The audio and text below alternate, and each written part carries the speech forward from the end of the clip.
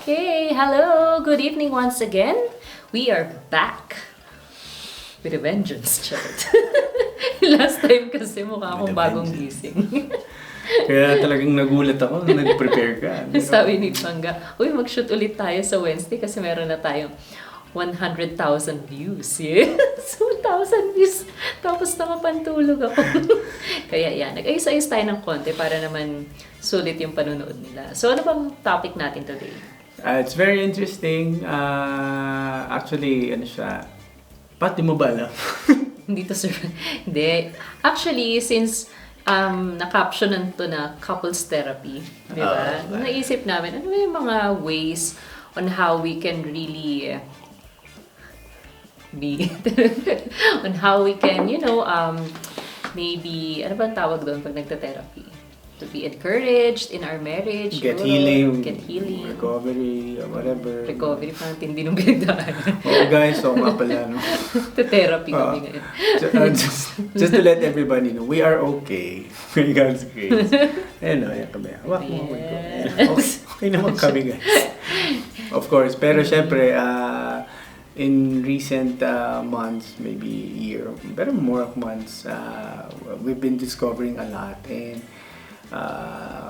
kung ano man yun, it's for the betterment of our relationship, obviously. So, pero gusto rin namin i-acknowledge yung mga things na gusto namin talagang i-improve para sa isa't isa. Pero at the same time, di ba, syempre, why not share it to you guys? Kasi baka may pinagdadaan. Especially, yung mga bagong kasal lang dyan. Yeah. Kasi tayo naman, we're going 7 years. May sinasabi silang 7-year age. Kaya pala, parang... May sinasabi sila na pag paabot ka na ng mga 7 years, dyan naglalabasan na yung mga, di ba, una, mababago na problema, tapos palalim ng palalim, hanggang sa feeling nyo parang ayaw nyo na. Sinang sumuko, ganyan. Pwede naman. But, yeah. So, but, nevertheless, we wanna share it with you guys in the hopes na, baka makarelate kayo, or at the same time, baka makatulong din kami. Kasi kung 2 years pa lang kayo, di lamang kami. Lamang kami ng 5. 5 sa math, di ba? Pero who knows, di ba? You could be as mature as a 15-year-old married couple, although that's pretty much impossible. Yeah. And yun, ako natuto eh. I thought with all the learnings na I got, with all the mentors na nakasalumuhan natin, and we're so grateful. I think a chunk of everything na experience natin, nakatulong talaga. Yeah. Pero may mga bibang bagay talaga guys na paniwalaan nyo to. You won't experience it or you won't be able to resolve it or anticipate it until andyan ka na. Diba? Yeah. So yun. Pero topic natin ngayon kasi diba, pag kunyari madalas na kayong mag-bumps or mag-away ng asawa mo, actually, isang magandang gawin is balikan nyo yung time na kinasal kayo. Yeah. Diba, pag yung inis na inis ka na sa kanya, pag feeling mo, lahat ng pangit na ugali niya lumabas na, tapos feeling mo ayaw mo na. So, maganda, balikan nyo. Umabot ka na ba, Susan? Saan kayo nagsimula? Sagutin mo. Ba yan? Personal. Yeah.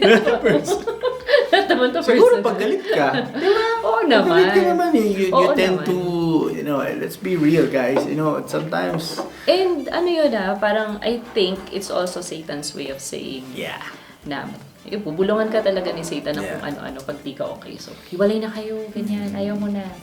Kaya, instead of dwelling on those thoughts, I think it would be best kung you go back to where it all began. We've got to believe.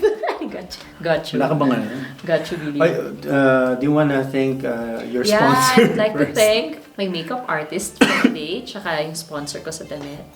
Charot, dati kasi nga. Okay, anyway, so going back, di ba, ang gandang balikan nun, like the good memories, when you said I do, when you said yes to the proposal. Yeah. Yan yung mga nakakaano na parang, oo nga no, kaya ko pala siya pinakasalan kasi ito. Oo nga no, kaya pala umuo ako kasi ito. Yeah. So, you go back to the wedding day. Or kahit lampasan mo pa yung wedding preps. Pwede. Which, Diba? by the way, it will be part of the thing that we're going to have. Yeah, diba? share natin ngayon yung wedding preps. Yes, and siguro, sige, since napakalaki ng Our wedding album. Oh, yeah. So, shout out sa Thank pakita you, ko na lang dyan Anika. sa B-rolls natin, yung mga pictures namin, no. But, yan, no. Oh, yan ka. Oo nga, tagal nating ditinignan Ito yung to. ninong-ninang natin. Yeah, our second family. Sila Martins. Mm-hmm. You know, bumalik pala ako sa hairstyle ko. Oo nga, yes, kamukha mo pa rin siya. Pero mas manipis na yung ngayon. Yan, So, yung wedding preps natin ito, actually, parang, kwento mo kung kailan ka nag-decide na mag-propose. Kailan ako nag-decide? Like, paano mo nasabi na gusto mo na magpakasal? Gusto mo na akong pakasalan? It's my mom. Diba? Kasi doon gusto nag-start. pakasalan. Parang kailan ka nagsabi na, okay, I wanna Yeah. settle down. Well, to be honest, To be lying. Pwede ba yun? to be real, to be not so real, To to be be lying. so busy. I think nandun na ako kasi sa age at that time na to me when pag dumating yung nasabi ko, okay, the person na magiging girlfriend ko, I have to make sure in my heart na ito na yun is for the long haul, diba? Or yung better term would be lifetime. So, syempre hindi naman ako bata-bata na nun. Tsaka, dahil ikaw na nga yung person na dumating, in love ka na eh. So, what's the deal? Ba't mo pa papatagalin? Kung nagkakaigihan naman tayo sa friendship natin. And there's so many things, and actually this is the answers na sa atin, ito yung uniqueness natin. It would be different from other people, Yeah. diba? So, yun yung pro tip natin dyan, guys, na it really depends. Of course, you have to pray about it. You have to make sure that your friendship is solid. Regardless kung may mga doubts ka, may mga fears ka, or whatnot. Kasi kanya-kanya, pwede yung fear mo galing sa background mo. Pwede rin yung fear mo, ikaw lang yun. Diba? Yeah. So, but yeah, when that time comes na, kasi nag-split tayo. Boyfriend-girlfriend kami, nag-split kami. 1 year tayo naging tayo, tapos nag-split tayo for 1.5 years.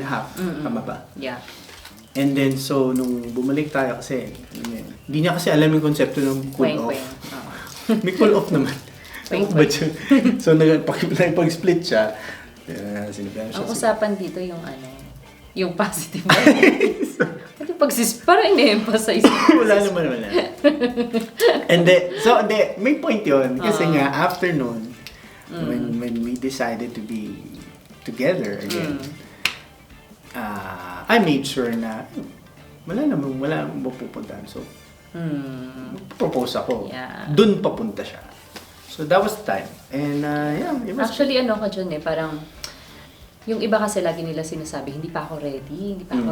So, parang minsan, or even sa babae, kunyari, pag tinanong sila, gusto mo na ba magpakasal, ganyan. Tapos, common answer would be, di ba, hindi pa ako ready. Pero, kailan ka ba talaga magiging ready?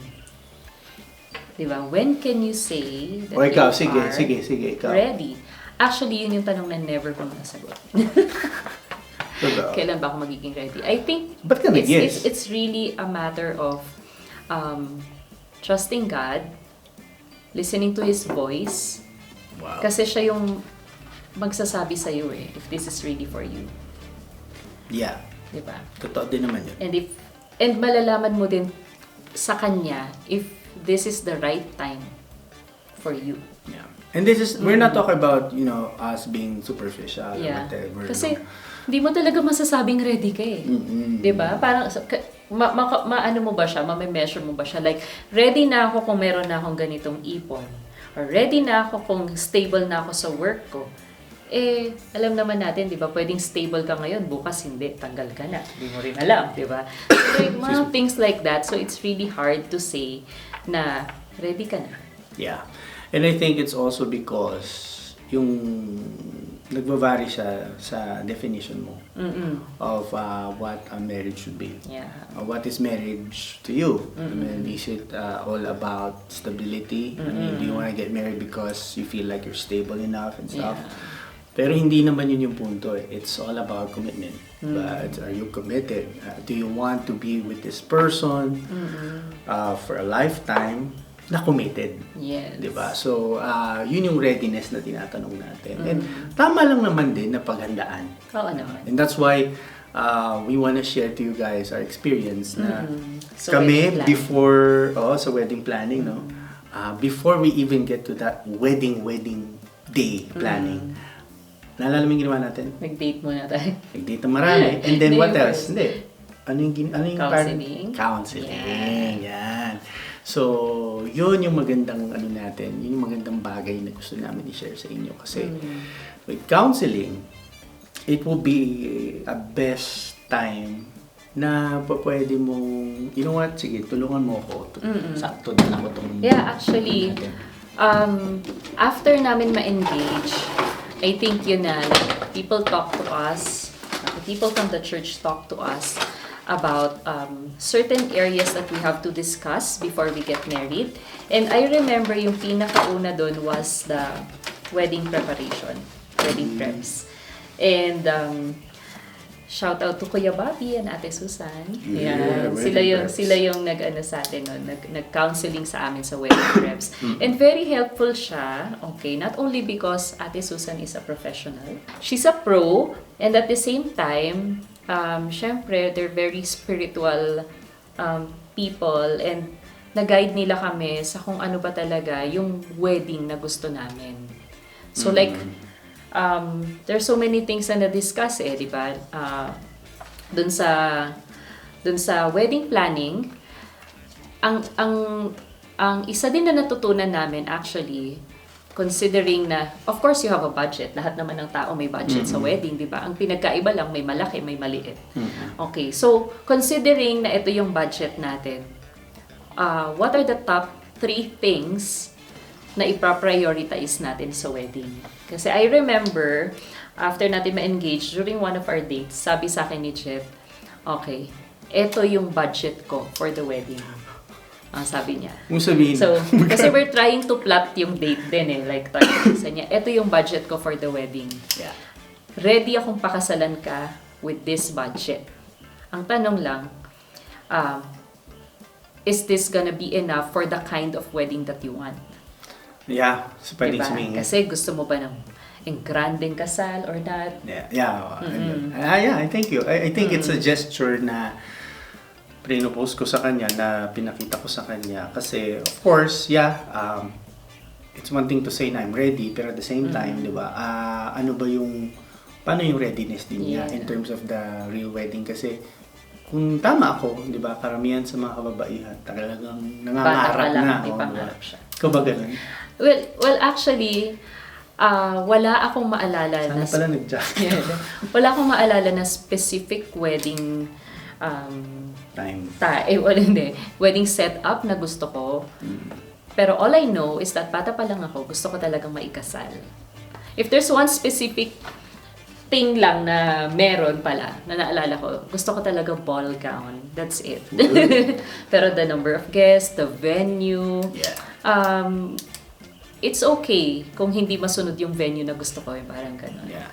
So another, since nandun tayo sa topic na yun, before we go to the top 3, naalala ko nga kasi, sabi ko, okay, so these are the options. I want to marry you. This is the X amount of money na meron ako. Now it's up to you. Kasi ano ba yung mga other considerations? Would you want to get married sa lalong madaling panahon and be with me? Of course, alam na natin yung sagot doon. Or do you want to... Or, it's my turn. Or do you want to have yung dream wedding mo? Pero syempre, marami tayong mga mas kinoconsider, diba? Kasi andyan yung mga budget, and then yung bakit kailangan mo magpakasal, diba? Things like that. So marami ka talaga i-consider, hindi lang budget. So, fast forward to the topic, dun na ngayon papasok dun sa wedding planning. Yes. Okay? So again, before the wedding plannings, there's a bunch of counselings. We suggest that you go through those things. If you have a community, and especially on the spiritual aspect, go ahead and explore that. Kailangan yun. You guys are going to be talking about, family backgrounds, purity, finances, ano pa ba? Marami yun eh. Life traps. Ayun yung family background. Basta marami yun eh. And then the wedding preps. So dun tayo sa wedding preps. Now, there are lots of things obviously na pwede mong pag-usapan dyan. Pero ito yung titip namin sa inyo. Of all the things, magbigay ka ng mga bagay-bagay. Ano ba? Budget, venue. Actually, naalala ko, a good friend of ours, si Jamie, she was the one who shared this this concept. Okay, that's good. Hi, Jamie! She was the one who shared this concept. Naalala ko yun. We miss you, Jamie. Kasi the first thing that we did, yun nga, pag-usapan yung budget, okay, and the kind of wedding that you want. So, si Jamie, shinare niya na considering ito yung budget nyo, kailangan yung i-trim down yung priorities nyo at mag-set lang kayo ng at least top 3 things na pupuntahan ng bulk ng budget nyo. So parang unahin nyo tong top 3. Pero bigyan muna natin sa kanila, let's say 5 to 6, then yung top 3 na napili natin para may idea sila. Ano pa ba yung iba? Hindi, ang hirap yata iba. Yeah, for example, ano ba yung top 3 na natin? Sige. Doon, start tayo doon sa top 3. Kasi parang yung top 3 na yun yung magdidictate kung ano yung matitirang budget for everything else. Kasi yung top 3 na yun, parang may priority na kayong suppliers eh. So pag nagbigay sila ng price nila sa'yo, budget mo, pupunta doon agad. So ano nga yung top 3 natin? So top 3 natin actually is number 1 is the food. So pareho kaming mahilig sa food, families namin mahilig sa food. So we thought na let's make it special for us and for the guests. Kaya i-make sure natin na masarap yung food. Yeah, and why food? Kasi at the end of the day, when we talk about weddings, di ba, kadalasan na nag-stick sa memory nila, ang sarap ng food. Ang sarap ng para naman sulit yung pinunta nila, di ba? Yeah, true. So actually, food and venue. Parang food and venue na siya. Tapos ano yung isa? And then, yung isa is photographer. Yung ba? Yes. Akala ko budget. Photographer ba? Hindi, budget is not a top 3. Okay. Dyan manggagaling yung top 3. Yun. Photo. So, the food, the venue, and the photo. Yun lang naman. Kasi sa photo, obviously, yun yung may iwan sa'yo. Like, we still have our photos now. Diba? So, parang... Photo or video, diba? Photo lang. Kasi yung video nga natin, meron wala. Parang okay tayo eh. So parang ito yung budget nyo. Okay? Punta kayo sa food, check nyo yung venue, check nyo yung food, check nyo yung photographer na gusto ninyo, talagang gustong-gusto ninyo, set nyo din yung budget. Kung ano yung matira, it's for everything else. Ano yung everything else? Gown, the gown, the outfit, the tokens, makeup, ano pa ba, yung styling ng lugar, the cake. So, yun yung everything else namin.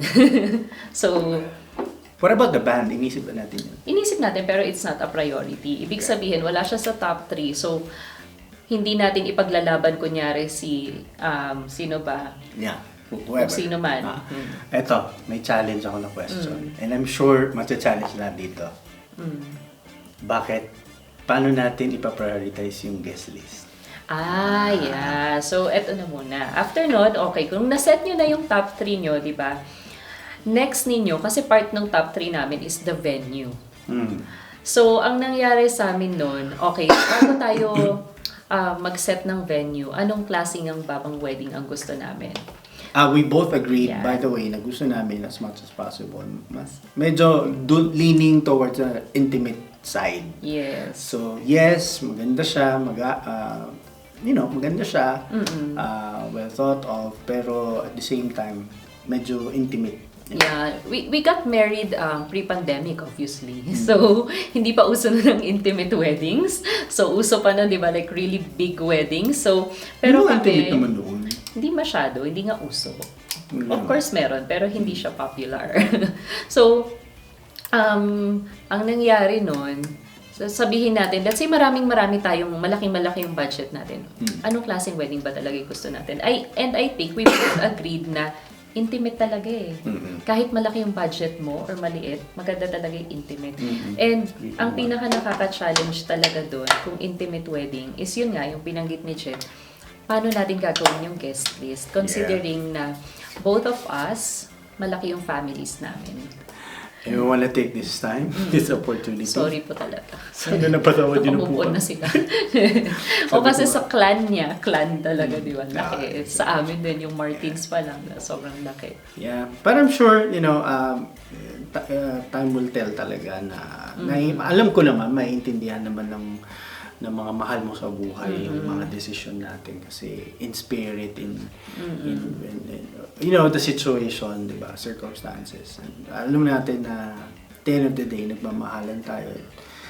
That's what's important sa kanila lahat. So, we apologize. Pero, at the same time, you know what I did? Parang for every family group, may representative para magkasya man lang dun sa ano. Oo, I think yun isa yata yun sa pinakamahirap talaga na part ng planning, like trimming down yung guest list.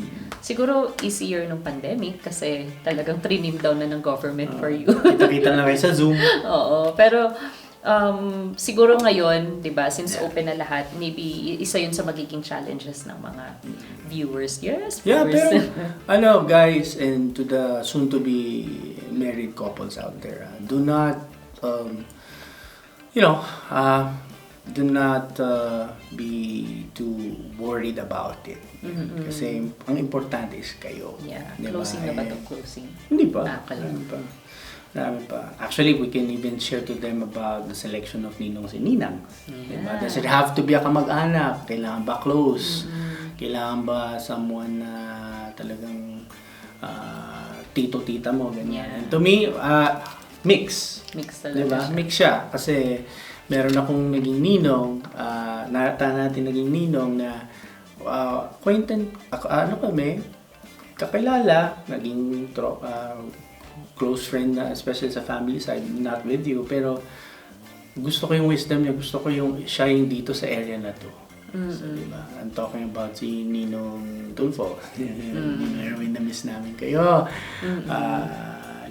lately. And who else? Actually, basta kung sino yung parang feeling natin napupusan na makakatulong sa atin sa isang area, diba? And yun ako dati, ang mindset ko dati, pag nagpa-plan kayo ng wedding, wag niyo take as much advice as you can get, pero wag kayong magpa-pressure dun sa mga advice na yon. And also, wag tayong magpa-pressure sa families natin or sa friends natin. Now, dapat invite mo si ganito, dapat invite mo sa ganyan.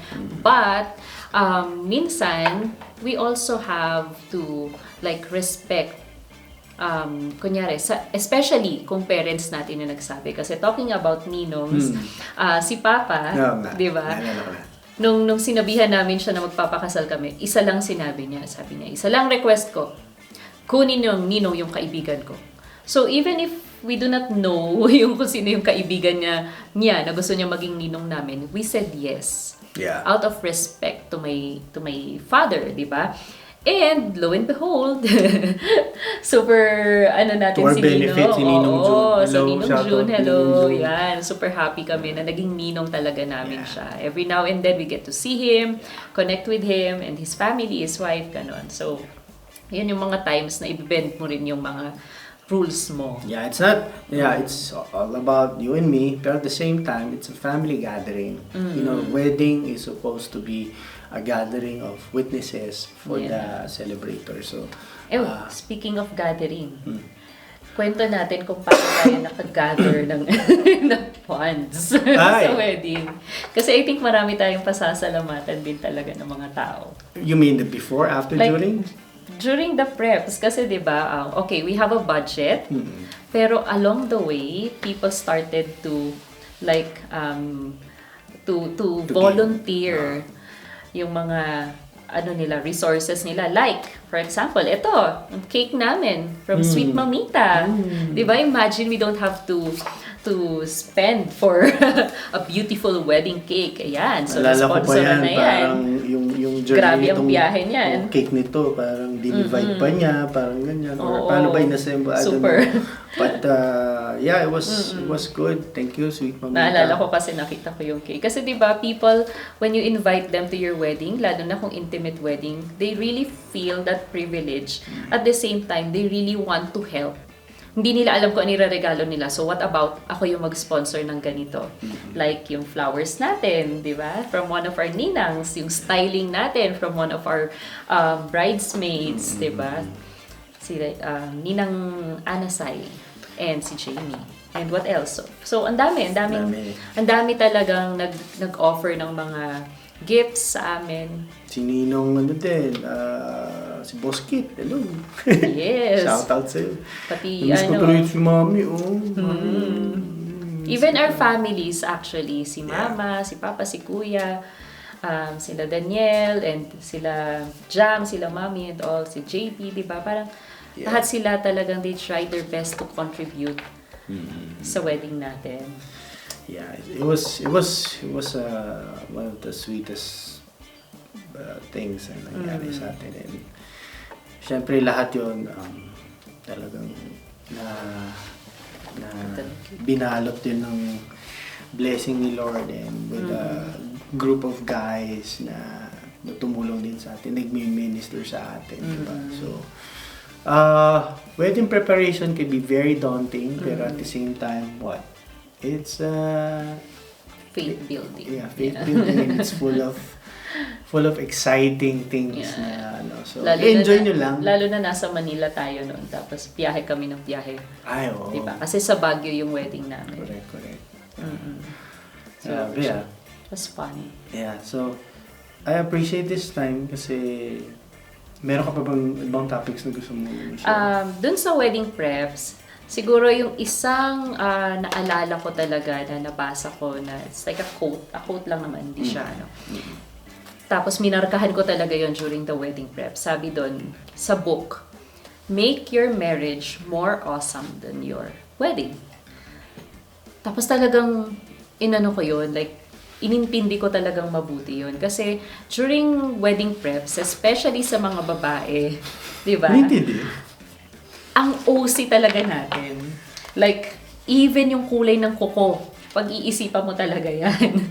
Nasa sobrang ka-OC-han mo, hindi mo na mamalayan nagiging bridezilla ka na. Yun yung mga term nila sa mga bride na umiinit na yung ulo before and during the wedding.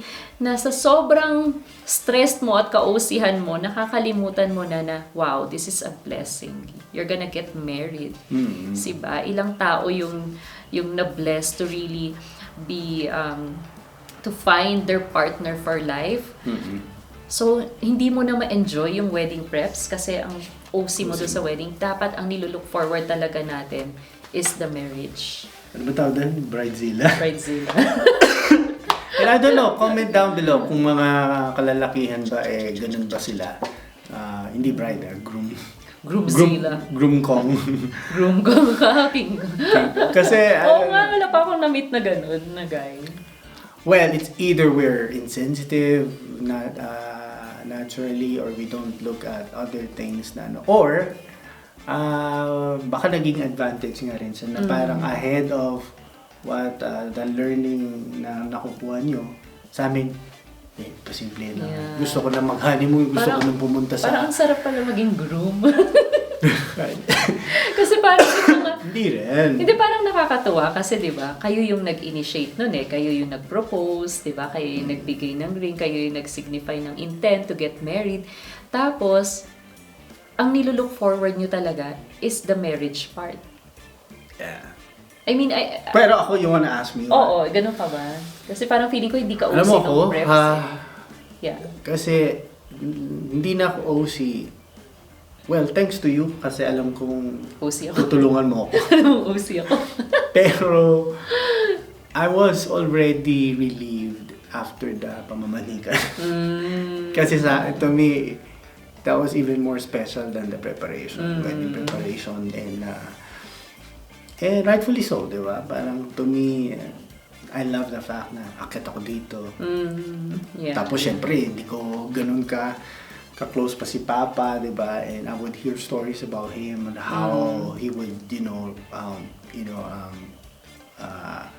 scare people ba?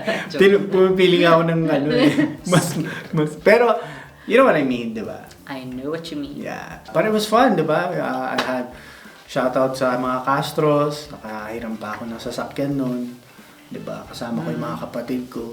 And it was fun, yung engagement. And then there's the sinet up din tayo sa yung groom's honoring.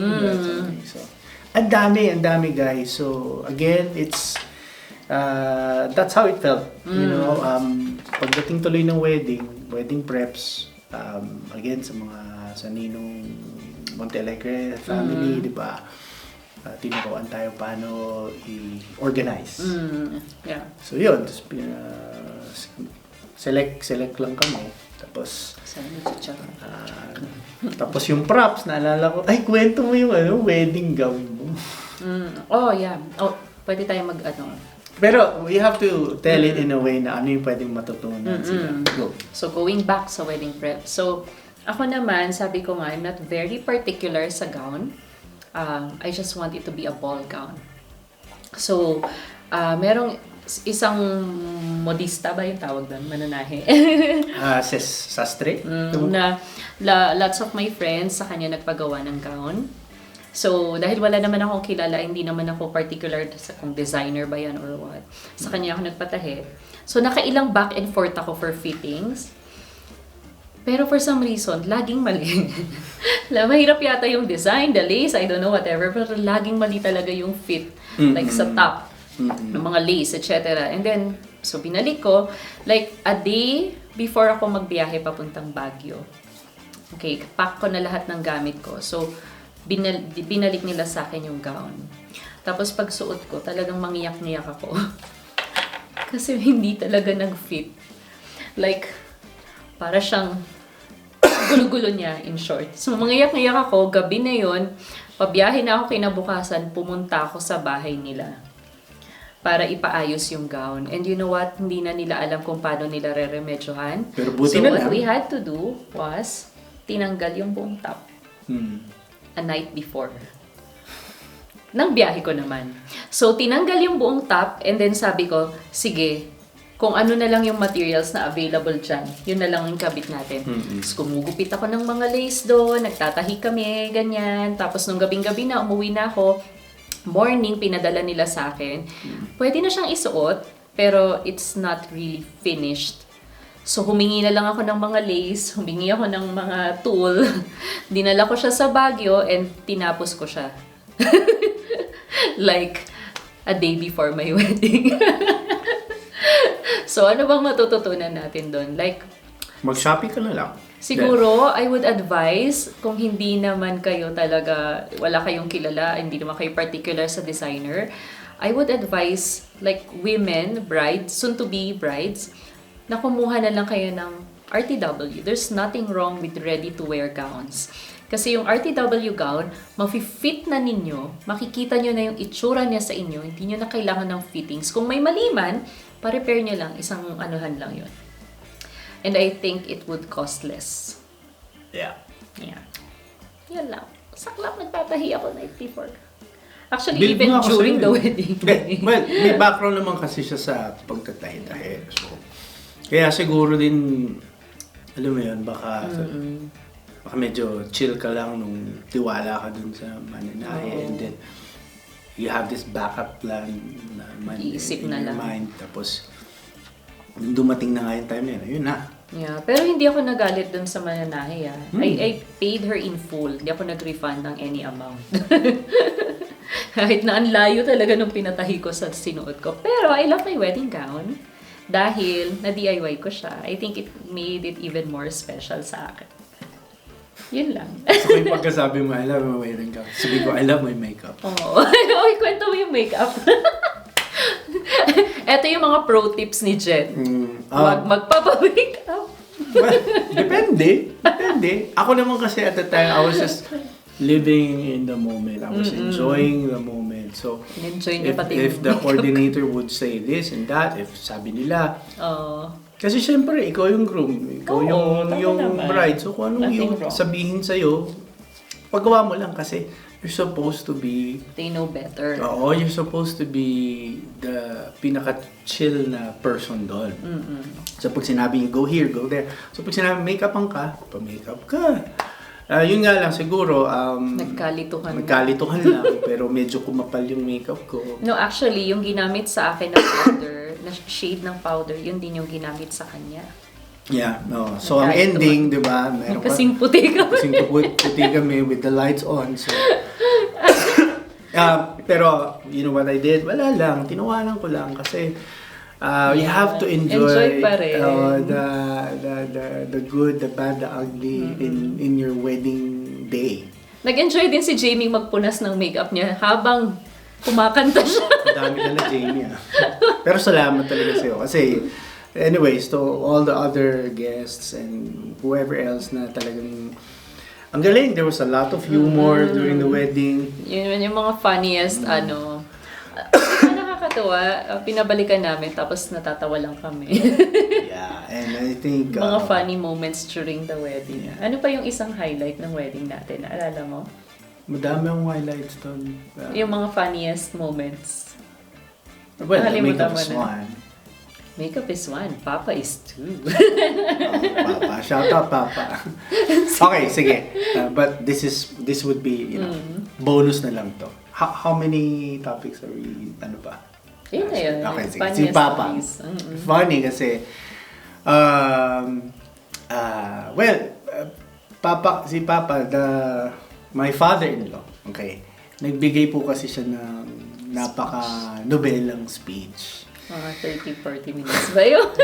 Syempre ikaw medyo hindi ka na komportable. Ako naman, hindi ako komportable, pero I wonder kung komportable yung mga bisita. Pero I'm sure they gave their best love and respect to Papa. He was just excited. He has so many reasons. But the thing is this, it was funny enough because the manner na ginawa niya. Pero kasi nga kung 'di ba, kung humaba nga. In fact, yung videographer namin parang nagbigay sa akin ng mga files, parang nakadalawang hard drive yan. yung isa yata kay Papa. No. Pero the point is this, you will encounter so many things na parang feeling mo wala sa plan, wala sa timeline, etc. Just let it go. Let it go. It will be put in the history books. I think yun yung beauty rin pag intimate wedding.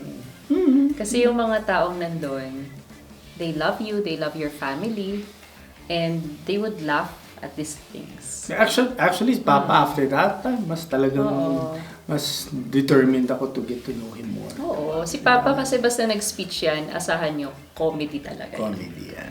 Kaya sinabi ko sa kanya dati, pa, mag-speech ka, gusto ko yung... Pero kasi sabi mo, mas comedy siya sa wedding ni Daniel. Kaya sabi ko, gusto ko kasing ganda nung speech mo kay Daniel, ha? Ayun, ginandahan niya masyado. So in short guys, ang gusto lang namin sabihin sa inyo, marami mangyayari sa wedding niyo na pwedeng yung to your liking or yung ito yung gustong-gusto mo. Pero kung hindi man masunod, okay lang yan. Just chill. Kasi ang importante, yung proseso, yung marriage mismo. Yeah. And that is why we are here right now. Your marriage, awesome. Diba? We are here right now. Kami ng asawa ko kasi na-experience namin. Diba? Imagine mo yung ilalagay mo yung energy, sakit ng ulo mo, etc. on just one day. Versus a lifetime of discovering pa of who you guys are. And kahit ako may nadidiscover pa ako sa sarili ko. And kung ano man yung madidiscover ko at nadidiscover ko, it will take more effort again to show it to her, to present it to her, and make sure na hindi rin siya either ma-stumble or maapektuhan or pagkos kailangan mas ma-encourage ko siya. So, that is the beauty of marriage. Diba? So, I hope na encourage kayo today. sa mga pro tips namin in wedding preparation. But then again, at the end of the day, it's all about the marriage, not just the wedding. Right? Yeah. Pwede natin siguro summarize yung mga advice natin. Okay, yeah. Edit ka people. So Hindi ako masyadong mag-edit. okay. So to close this topic, ganun no. Yan. So again, yun na, summarize lang namin yung mga diniscuss namin kanina. For those of you who are getting married soon in the future, our only advice is to make your marriage more awesome than your wedding. Ganun, hindi. Pero ang summary ng mga kinuwento namin kanina, set a budget, discuss it with your spouse, kasi yun yung magdedetermine ng petsa kung kailan kayo magpapakasal, ng venue nyo, and set 3 priorities para bulk of your budget would go there, and then everything else, chill lang kayo dyan, hindi nyo kailangang i-adjust yung budget nyo ng pataas, kasi baka may umuutang na kayo ng umuutang para masunod lahat ng lahat ng details ng wedding. So just set 3 and then stick with the budget. Hindi natin na kwento pala. If you can, 'di ba? Siguro a portion of or a bulk of your budget sa honeymoon. Yeah, it's a preference. Pero maganda siyang adventure to start your marriage. Ako rin kasi, diba? Mas gusto ko yung building memories doon pupunta yung budget. Kaya siguro, yung top 3 natin yung photography, kasi after wedding na yung honeymoon. Hindi siya part talaga. And yun, yung sabi ni Jet kanina, kung ano man mangyari sa wedding, you just chill, just enjoy, just be grateful and consider this na talagang blessing sa inyo. Then after that, you have a lifetime to spend with your partner, diba? So yun yung mas importante. Yeah, thank you, God. Nandiyan yung queue natin. Yeah, may iyak na yung mga anak namin. Kaya exit na tayo. Yeah. So guys, I hope na nag-enjoy kayo. Subscribe for more content, and next time ulit, lagay niyo yung mga suggestions sa amin gusto niyo. Comment down below. Bye, God bless. Bye. Bye, God. Salamat. Sige.